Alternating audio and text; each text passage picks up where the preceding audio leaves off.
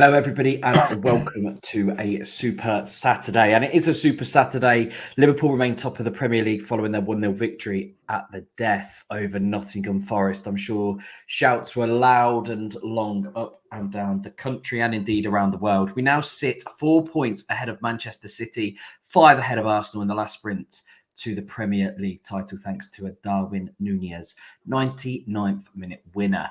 Hassan, how are you? It's good to be on stream with you. I'm fine. I'm really pleased and excited because of the win today. It was really special. Uh, at 98 minute, I was having really mixed feelings, but what a let off. Yeah, it was. It was certainly one to test the patience of Liverpool fans. Naeem, how are you? Naeem, how are you? You okay? Can you hear us? I think he cannot listen. He's typing in that he can't listen. Oh, okay. We'll get to Naeem then. Ricky, how are you? I'm great. It was a great match, by the way. It was stress. I was worried, to be honest, because we're having a lot of injuries this season, and we're playing with kids. So that's amazing how club is doing the job. Yeah, absolutely. And please do make sure that you give us a like and a subscribe. Make sure you have your notifications turned on for all future streams and videos as well. Thank you so much for joining us. Let's talk then about Liverpool, and let's talk about all of the noise surrounding one Darwin Nunez. Darwin Nunez obviously came off the bench at just the right time. There were rumours and leaked squads that he was actually going to start, but after missing, the past couple of weeks, it was never really a viable option, was it? So having missed the last number of games due to a muscle injury, Nunez came back with a bang, scoring an extremely late goal to get the points for Liverpool. It's his 25th goal or assist this season, and that is truly phenomenal in all competitions. He's certainly a welcome sight to have back. Ricky, how impressed was you with Nunez when he comes on? He's always in the middle of things. He's always Captain Chaos. He's always the enigma. You never know quite what you're going to get, apart from obviously finishing and goals and assists, which is exactly what you want from a big number 9. Yeah. Darwin is having a big impact playing with us. Some fans are criticizing Darwin because he's not scoring the same amount as Haaland, because we spent a lot of money on him, but he's becoming a key player for us.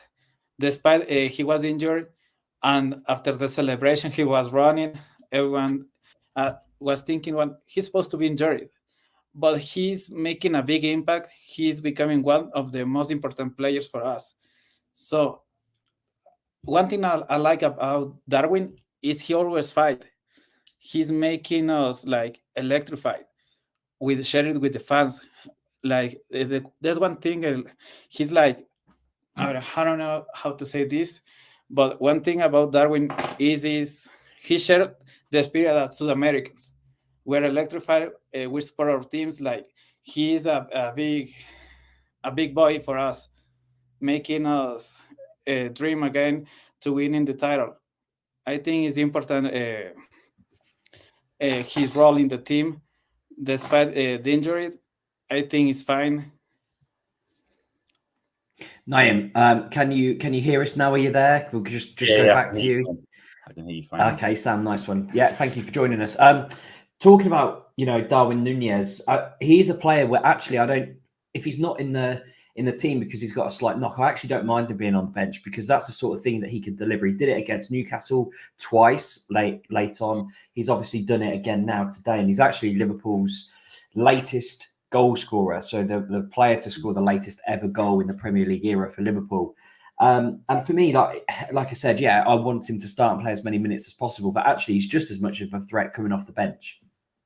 Yeah, I mean, the thing is about Nunes, he's the one person in that team who can take on players directly. I mean, if you look at Diaz, if you look at Gakpo, they're more ball-to-feet players. And as soon as he came on against Forest today, took in a few players, immediately got in the box, and he's just a threat straight away. I mean, yeah, he's a threat when he's playing on the pitch, when he's coming off the bench. I mean, he's an asset to have on the team. I know he was missing his lot of big chances in the season, but I always fully backed him. And I think players like that are invaluable in the team. I know we had comparisons to Haaland, but Haaland doesn't give what Nunes gives for me. Like in terms of his overall play, it's amazing. I mean, look at his assists, look at what he gives to the team. It's just amazing. I mean, players like that, for me, he's well worth the money that we spent on him. If you look at another player like him on the market, I don't think there is another player like him on the market. If there probably similarities, mainly Osimhen, but I think Nunes is actually better than him. He gives a lot more to the team, and plus he's had already he's 2 years now coming up to now that he's been in the team settled now. So he's a valuable asset. And again, if he can keep scoring the goals he's scoring, you're talking about a top 5 striker in the world. And to get players like that on the market is crazy. I mean, he's a huge asset, and hopefully he keeps scoring those goals. And if he gets more of those last minute winners, I think he's going to become more than just a cult hero. He's going to start having I don't know, some sort of statue made after him or something like that if he keeps going the way he's going. Yeah, he already is. I think as soon as he came in and his feet touched the ground on Merseyside, he seemed to have a cult hero status about him. And then obviously he got the goal in the Charity Shield on his debut. That finished off Manchester City. He's just so impactful wherever he plays on the left or through the middle. But Hassan, it wasn't always the case. I've seen quite a lot of tweets now, and it's quite funny. People have gone back to people who are saying how amazing Nunes is. And at the start of the season, they were saying that they wanted to sell him, or that they were saying he wasn't any good. I've always been a massive fan of him, not just because I know people lost their patience with some of his poor finishing and his snatching at chances, but it's just his work rate for me. Have you always been a fan of Nunes? Have you always been, somebody who was always going to back him no matter what? Yeah, I was sold out for him when he played for Benfica against us. He was electrifying. He was making so many chances. He scored, and he was really good. Before I go any further, I like to say hi to Ricky and Naeem. Naeem is a really good-looking guy. Looks like I'm seeing myself, but with better accent. But it was a really. I was a fan of him, and when he came in, he was a bit. Everybody takes a time to settle in Premier League. It's a different animal altogether. But his work rate, and anyway, I was talking to my friend who's a United fan, who he was saying that the amount of chances he misses, if Hoyland gets those chances, he will finish them, and this and that. I told him that he makes all the chances for himself. Look, today we were in the final of third. We were not making enough chances. As soon as he came in, he was running all over the park. He was making chances for himself, and when the ball went up the air, it was all 100% that he will score. He's so we call him Lord Mayhem and King of Chaos. He typifies it every time. He does, and he's just phenomenal. He's just always exciting to watch, and again, it's just the passion that he has for the club and the love that he shows just playing football as well. Let's talk from the strikers to the goalkeeper then, because Caoimhin Kelleher was absolutely sensational today. He's kept 3 clean sheets in the space of like 6 days. Which is absolutely brilliant. Liverpool have faced and accumulated 5.14 worth of XG and haven't conceded, and that's down to Kelleher. He's been absolutely brilliant, and Alisson Becker is the best in the world for me. I don't think anyone else comes near him, but he's now going to have quite a lengthy time off. I think he's not even going to be fit after the international break, if you're listening to Jurgen Klopp. So given Kelleher's recent performance, does it, Ricky, give you confidence in our title run? Because when Kelleher when he was coming in, people were questioning him. He had a bit of a time last season where he wasn't at his very, very best, but he certainly looks like that now, doesn't he? And does he give you the title winning goalkeeper vibe? Yeah, I think Kelleher, he was doing a great job since Alisson is injured. He was like tier world keeper choice. He beat Adrian, but I think we all fans subestimate Kelleher's job. We always criticize him, and social network we're saying he's not good enough. he was showing us, I can be the number one. He's making great saves. I trust him. Even I was one of the fans. I was criticized. I was saying, no, he's the number two. He's not good enough, and he's proving you are wrong. So yeah, we can trust him. So, but one thing I'm worried is what happened if he decides I deserve to go another team. I can be the number one. We're going to lose a key player, so we're going to be screwed. Yeah, and I think there isn't a better number two than Kelleher in the world either. If I'm honest, I think we've got the best number one and the best number two. I agree with what Klopp says. I mean, Naeem, I think Kelleher, if he would knock on whoever's door is the obviously the manager next season and says, I'd like a move to play first team football, I don't think, one, that you would stop him, and two, actually, he could go and play first team football in pretty much any Premier League team, except I would probably say Liverpool and maybe Manchester City, perhaps at a push Arsenal as well. But there's not too many goalkeepers, I think, who are better than him in the Premier League. Yeah, I mean, the thing is, when Brighton were looking for a new keeper, they've got Jason Steele on goal at the moment. I thought Kelleher would have been the one guy to go to. Obviously, he's homegrown as well. Irish helps with the the homegrown rules as well. So the thing about him and Alisson is, of course, people were critical of him at the start of the season. I know he had a few dodgy games in Europa League and stuff like that, but I just thought it was really harsh because with all keepers, they needed a few games to kind of get into their kind of rhythm and stuff. And if you just throw them in and they make a few mistakes, you've got to be lenient in that sense. Some people are saying to start Adrian, which I thought was crazy. I mean, probably if you have short memories about how bad he was in goal beforehand. I mean, Kelleher, he was miles ahead.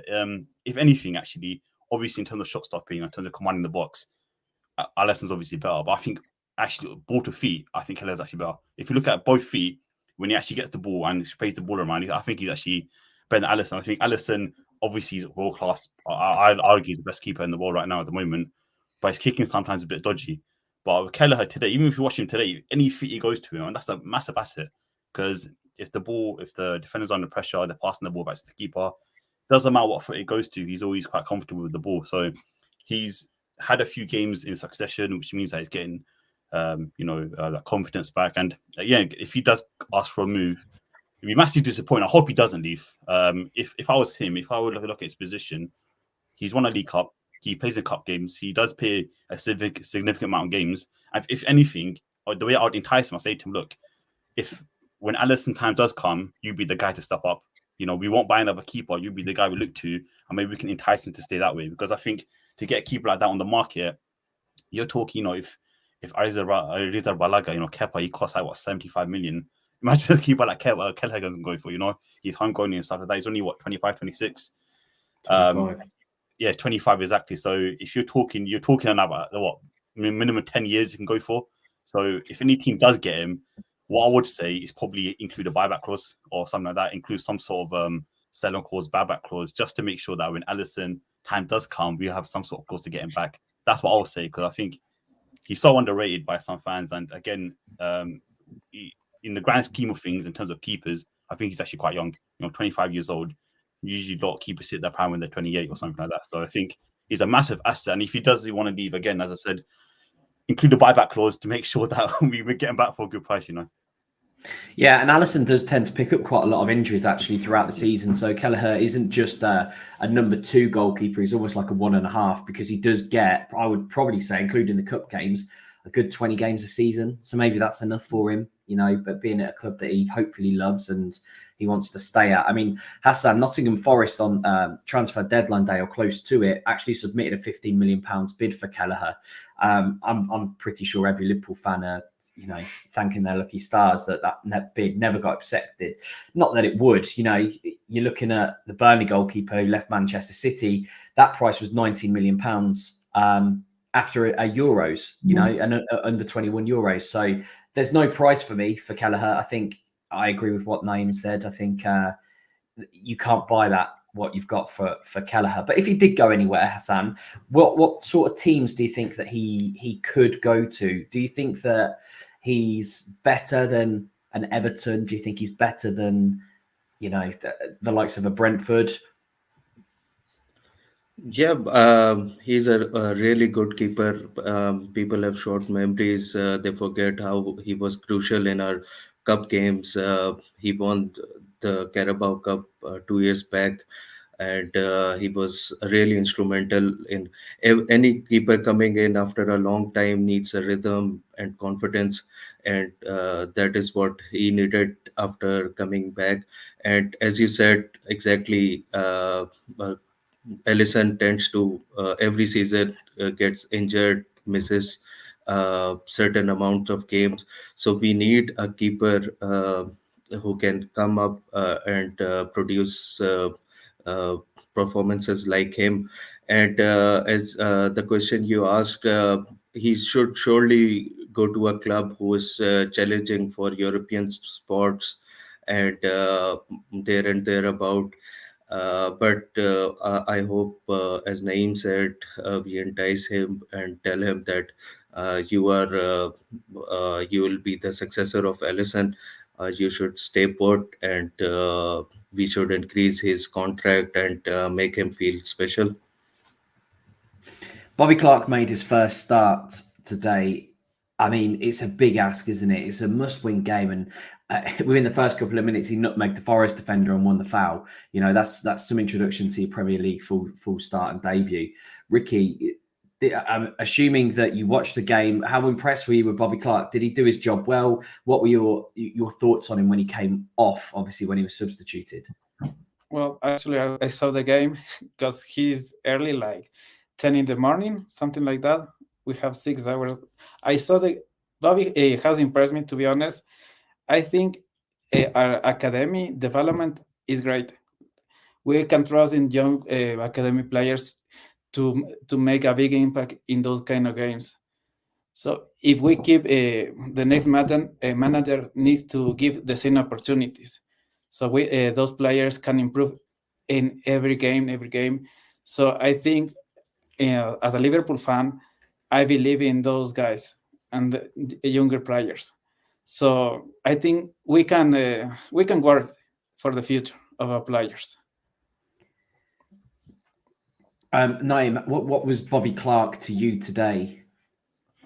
Well, I've been hugely impressed with him. I think, like Curtis Jones, where he might need like a season or two just to kind of get into the rhythm and stuff like that. I think he's a massive talent. I mean, the way I see him play, he's really actually quite mature for his age. The way he holds the ball, talk about that nutmeg, and the way he kind of asks for the demands of the ball, asks for the ball, etc. They can get past a few people too. I think he's a huge prospect. And you know, again, playing the 4-3 does kind of suit him. Playing in that kind of left center mid role does kind of really suit him. I mean, if another manager comes in, depending on how we play, whether it's Amorim or Alonso, they're going to play 3 at the back, of course, with our 5 in midfield.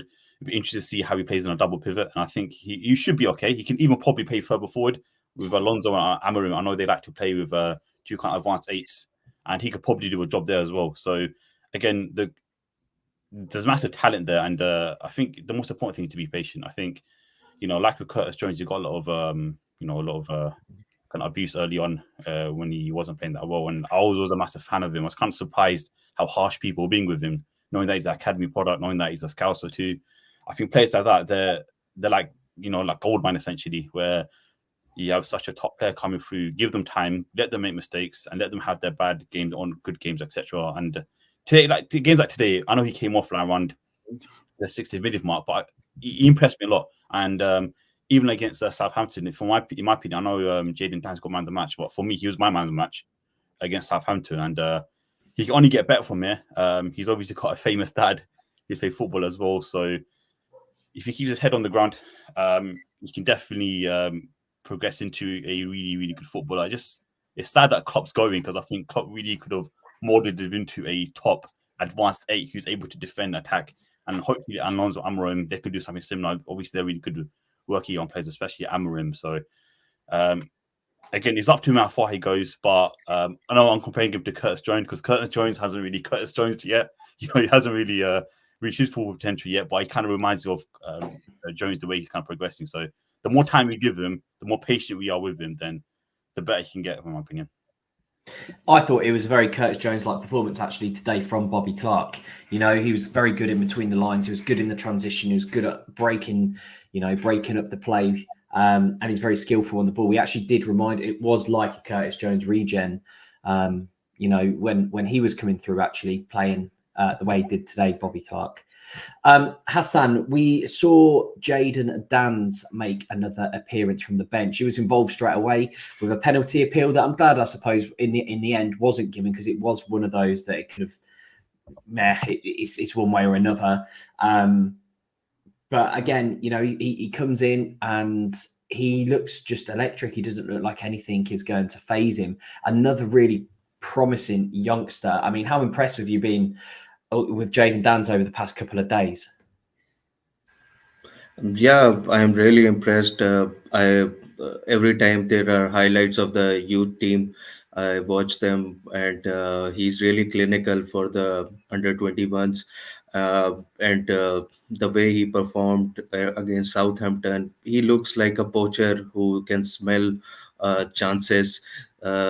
And at that time when he came in, he was not shy away.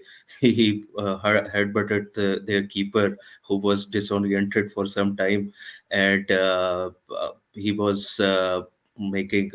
And for the penalty claim, I think if it was City or someone else, they would have given that penalty. And if our defender have done that same of offense, he was clearly tackling him. He had no place to go. So I think if that was another team, we have given it. But the winner made it even sweeter.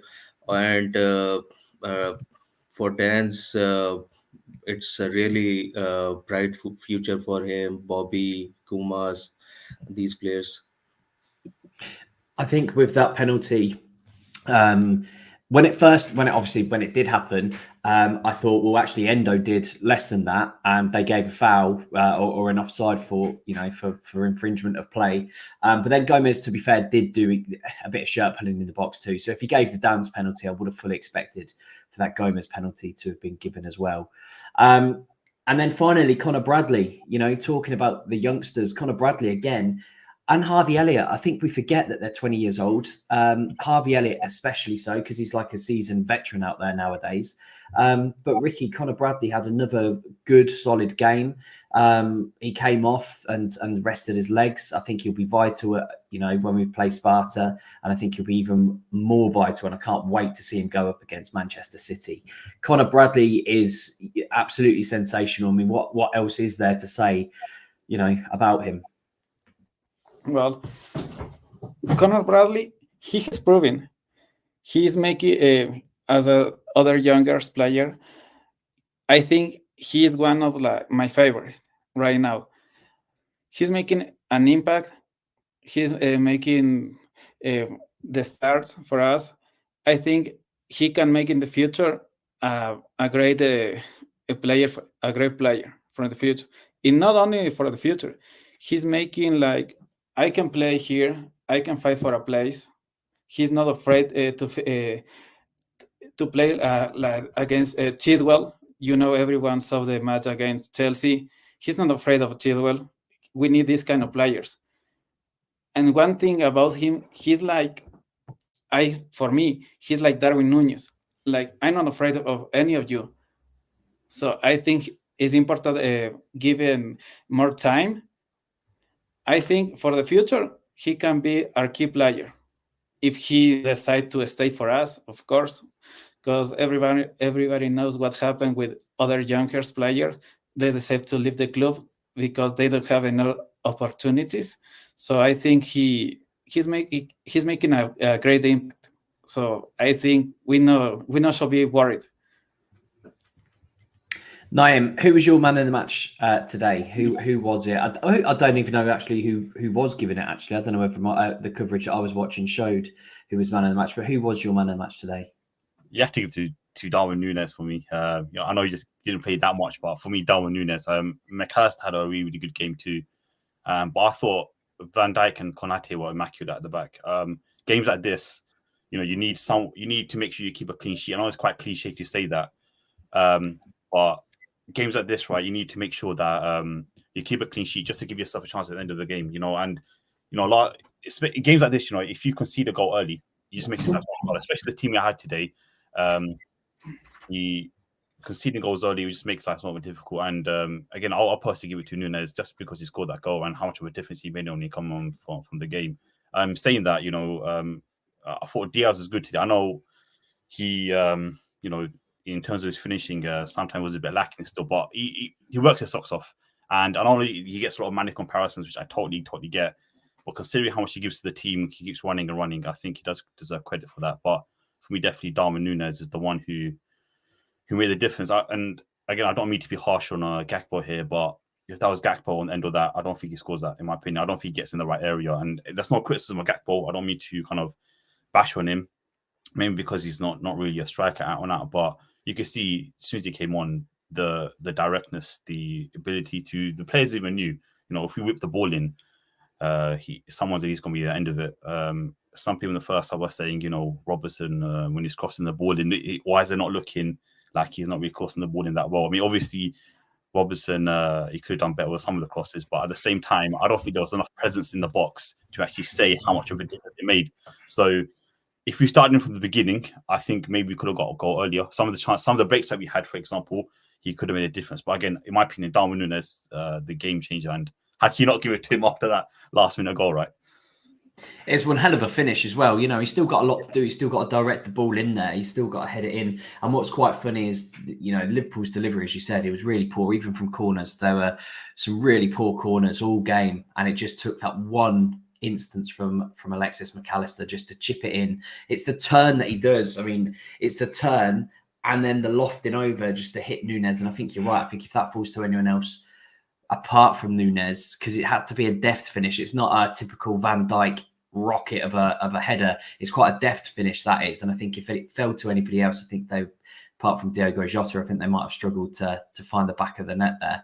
Hassan, do you agree with Naeem? Is Darwin Nunez your man of the match from today? Yeah, exactly. When the tweet came in, I said that Darwin deserves, because when he came in, he changed the game attacking wise, and as Naeem said that Konate and Van Dijk were brilliant. Van Dijk can easily get the man of the match, the way he played, but for winning it at the last moment, changing the game, and be so impactful, it had to be Darwin. The team played really well, considering the circumstances. Now we have massive Premier League game next Sunday, and in between we have to travel to Czech Republic as well. So it will be interesting who plays that game, and after that we have to go all guns blazing. I never thought I'd say this, but tomorrow I'm a Manchester United fan. Glory. I think I'll get a Norwich scarf out or something. I'll see if I can dig one out and palm it off as a Glazer out scarf, because it is such a massive game tomorrow, that Manchester derby. And I still think Haaland will be licking his lips at that Manchester United defence, and I don't think they'll actually get anything from it. But just hopefully the weight of what the Manchester derby is. We have seen, at times Manchester United get the better of Manchester City. I think form does go out of the window. Hopefully Bruno Fernandes, doesn't throw too much of a strop, and he could be the great player that, he's shown glimpses of in that Manchester United shirt, especially early on when he came in. Ricky, Sheffield United play Arsenal, probably not expecting much from Sheffield United. We think that Arsenal will probably go on to win that. That would, give us 11 games left. I think the big one is obviously next weekend between Liverpool and Manchester City. I mean, if Liverpool beat Manchester City, I'm not asking you to be a fortune teller, but if they do go on to beat them, do you think that's it? Do you think that they'll just continue their winning form, or knowing that it's never easy with Liverpool Football Club, do you think there's still a long way to go?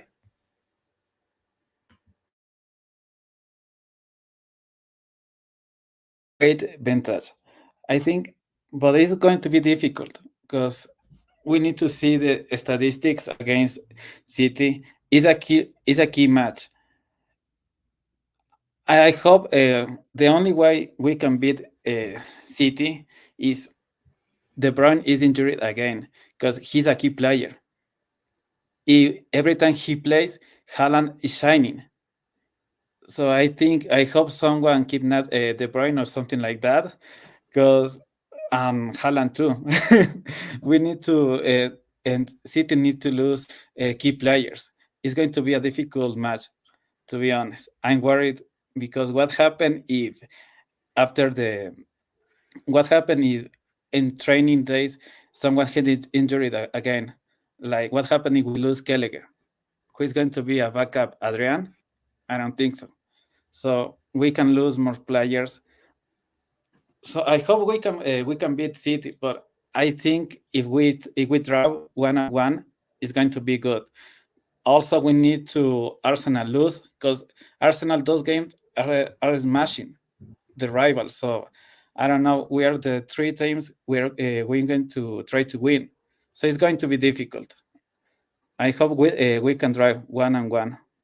To be honest. I think the good thing is City still have to play Arsenal as well, so either one would be dropping points there too. City do have both of us to play, whereas obviously we just have City to play. Naim, again, how important then is Thursday? Not just in terms of squad selection, not just in terms of team selection, but it's quite a turnover Thursday to a Sunday, which is what you get when you're in the Europa League.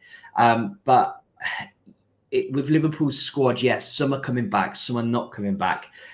That surely there's got to be a bit of rotation there, but also keeping your eye on that Europa League, because that's a competition that I personally would love Klopp to win to complete the set. So this next week is going to be so important for Liverpool's season. How do you even manage a squad for Thursday thinking about Sunday? Well, it might actually be a case of playing academy boys again. McConnell, Clark, and all the lots again. You're gonna have to play those again because I can't see us. I mean, the thing is, in prior Europa League games, I saw people like Salah coming on. So I didn't necessarily agree with that, but it just shows how seriously Klopp is really taking it. So I think, like you say, it's one of the trophies that I want to win, and if anything, he completes Klopp's trophy because he's basically won everything, isn't it? So. I mean, as much as I want to win that game, I think it's more important for the likes of Salah and Nunes. I'd rather Nunes not play that game, keep him fit for the league or United or whatever it is, basically, in the FA Cup, and we've got that. But I think a lot of rotation needs to happen. I think Elliott's played a lot of minutes already. I don't know. He's obviously primed to start against Sparta, but if you look at the amount of minutes he's played extra time against Chelsea. He played, quite a lot of minutes today and Southampton as well. So he might just need a rest. You don't want to he's only 20 years old. I don't know how old is he, but you don't want to push too many minutes on him. So you might have to rest him. And, it might be a good thing in the sense that Szoboszlai and Nunes get some minutes, but I don't want to personally see them playing the whole game. I just think you don't want to risk any more injuries, especially Kelleher. I think, what Ricky said about backup. I personally Adrian in the Europa League, because you can't risk it, especially what Klopp said about Alisson. He's going to be back probably after March time. It must be a really big injury, like a huge hamstring injury. So we cannot risk any more players. But saying that, I looked at the lineup today against Forest. I thought, what, this team's depleted. How are we going to win? But we somehow still did it. So I guess the takeaway is to trust the team, trust the medical team, trust what they know what they're doing. And the only issue I have as well is people like Szoboszlai and Salah. They don't get rested for the national teams, do they? Once they get picked for the national team, they don't get rested at all. So like every single minute, friendly, anything with me, they get played absolutely rinsed. So that's only my concern. I don't know if you heard what the Egyptian FA said earlier about how Salah's going to play the friendlies if he does play any minutes before the international break. So it's kind of a tough one because you could play someone like Elliott, you could play someone like Szoboszlai, but then if you know that Salah's going to play all the minutes for Egypt in the international break, and if we risk someone like that getting injured who Salah's back up, then who do we have left kind of thing. So it's a really difficult one. International break doesn't really help. I mean, obviously we can get some few players back for injury, but it's just kind of concerning at the moment how we manage our players. I mean, people like Kumas, etc. I mean, as good as they are in the academy, if you thrust them in and if they do have a bad game, if we do end up losing, what I don't want to see is them getting criticised on social media. That's another thing we need to kind of take into account for. If we play too many young players, they end up losing, they will get criticised on social media. I don't personally agree with that, but they will criticise on social media, and then they probably end up saying it as well. So that's only my concern with playing these young players is sometimes on social media do overreact with that. So that's why I think in terms of the team itself, I'd personally start Szoboszlai. I'll start Adrian in goal. Conor Bradley again, touch and go whether I play him or not. Again, I want him. I don't want him to kind of play too many minutes. Gomez as well. He's become our new James Milner, playing utility, playing basically everywhere. He might play DM again. Endo is carrying an injury. You know, I'm not envious of Klopp's position at the moment. What team we will play because it's a bit of a hard one, but at the same time, I want him in the Europa League. You know, it's a massive opportunity for the club and for a club like Liverpool win the Europa League. Win the league, get that quadruple, end the season with a quadruple and with historic season. So Klopp can leave in a good way. But again, I don't envy Klopp and Pep and the team to pick in the team because honestly, if you were to ask me what team to pick, I don't really know. It just depends on who's fit and who's ready for minutes. I'd personally go for the academy players, but again, I see us playing a lot of first team players and not resting any players because international break's coming up, so I guess he's gonna see is let's just go all in and hope for the best, and hopefully no players get injured. It's so important that international break where it does lie because you know it's one of those that, like you say, Salah's just coming back in, and as is Szoboszlai and Nunez, and you just know that Uruguay, Hungary, and Egypt respectively, they're all just going to go and play them anyway, like you've said. So it's just managing their minutes. You know, it is a two-legged tie, as Robert said. You know, we can obviously bring them back to Anfield for that second leg and hopefully get the win there when we're at full quota again, which we probably won't be, but, you know, we'll probably pick up a few more since then. Hassan, Joe Gomez then, just as we're winding down here, he played 3 different positions today. He played defensive midfield. He then went to left back when Robertson came off, and then he went to right back when Tsimikas came on. He's been phenomenal, I think, this season. I think he's one of the unsung heroes along with Alexis McAllister, just because they've been asked to play in several positions that they're not familiar with and still churning out top level performances by doing so as well. I'm glad that Jurgen Klopp told Anfield to stop shout and shoot every time he had the ball. It's one of the most annoying things ever. But I'm glad that he's, you know, that he is looking more dangerous as well, Joe Gomez. He's just a solid professional, isn't he? Hassan, I mentioned my unsung heroes. Have you got any unsung heroes from this season or even the past couple of days? There are so many unsung heroes for us. Everybody who came in is performing well, and on Gomez, it looked like it's written in the stars that it's the last year for Klopp, and he's the longest serving player. He's there from the beginning, and people written in off because he was coming in and going back. It's really difficult to come back and hit the ground running, and now he is injury free, fingers crossed. So he's for me is the player of the seasons up till now. Really good on the ball and athletic. He covers the ground really well, really fast, and the reading of the game is fantastic. Hope it continues and he scores the winner against City. That would be brilliant. In front of the Kop, the winner against City, and the Reds go marching on. Thank you all for joining us tonight, and thank you so much to my co-hosts Hassan, Naeem, and Ricky. Listen, a massive week coming up for Liverpool. We'll all have everything crossed, not just for results, but injuries as well, because we can't afford any more. And I think Kelleher should probably be wrapped up in cotton wool until the City game, if I'm honest. Cotton wool, bubble wrap, everything. Padded rooms, just don't let him go out. Like, absolutely protect him at all costs. Thank you so much for joining us tonight, and I hope that you have a good rest of your Saturday evening. Thursday's a big one, and so is Sunday, perhaps the biggest of the season, especially so far. Thank you all for joining us. Take care, and as always, up the Reds.